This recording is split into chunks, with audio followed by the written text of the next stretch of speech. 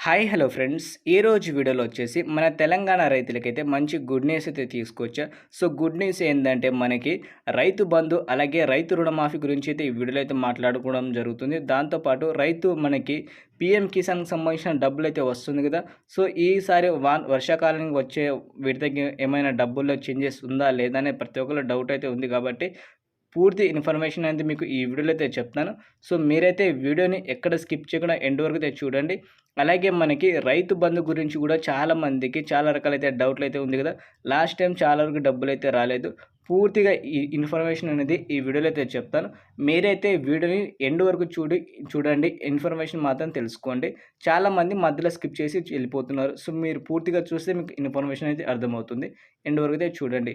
ఈ వీడియో కనుక మీకు నచ్చితే మాత్రం ఒక లైక్ చేసి సపోర్ట్ మాత్రం చేయండి. ఇప్పుడు వచ్చేసి మనం మెయిన్ టాపిక్‌లోకి వెళ్దాం.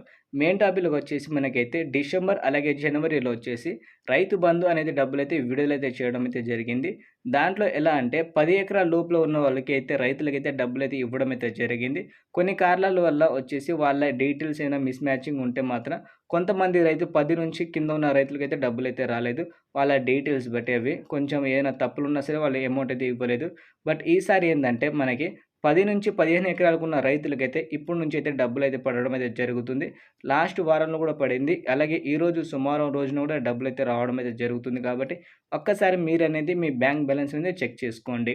దాంతో పాటు మనకి రైతు బంధు అనేది ఇప్పుడు వర్షాకాలానికి ఎందుకంటే వర్షాకాలానికి మనకి పెట్టుబడి సాయం కింద డబ్బులైతే ఇస్తుంది కదా!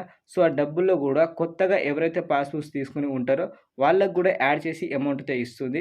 అంతకుముందు మనకి బడ్జెట్‌లో 6,400 కోట్లయితే కేటాయించడం జరిగింది కాబట్టి, ఈసారి దాన్ని ఒక 9,000 కోట్లయితే చేయడం అయితే జరిగింది.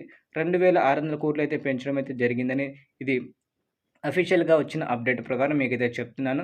సో, ఈసారికైతే రైతులకైతే ఎలాంటి ఇబ్బంది లేకుండా రైతు బంధు పథకం కింద వచ్చే అమౌంట్ అనేది వాళ్ళకైతే నేరుగా వాళ్ళ అకౌంట్‌లో అయితే వచ్చేస్తది.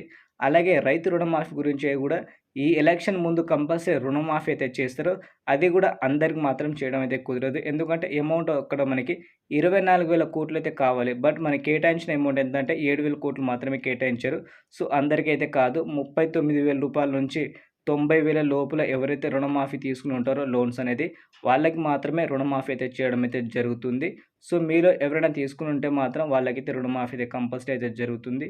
దాంతో పాటు మనకి పీఎం కిసాన్‌కి సంబంధించిన డబ్బులు గూడా మనకి రైతు బంధు ఎప్పుడొస్తుందో అదే వారంలో గూడా మనకి పీఎం కిసాన్‌కి సంబంధించిన డబ్బులు కూడా రావడం అయితే జరుగుతుంది కాబట్టి, ఈ 3 ఇన్ఫర్మేషన్ అయితే మీకైతే తీసుకొచ్చాను. ఎవరైతే పీఎం కిసాన్‌కి ఈకేవైసీ చేసుకోలేదో వాళ్ళైతే మళ్ళీ ఒక్కసారి ఈకేవైసీ చేసుకోండి. ఎందుకంటే డబ్బులనేది చాలా సార్లు ఆపడం అయితే జరుగుతుంది. లేట్‌గా ఇస్తున్నారు ఈకేవైసీ లేని వాళ్ళకి.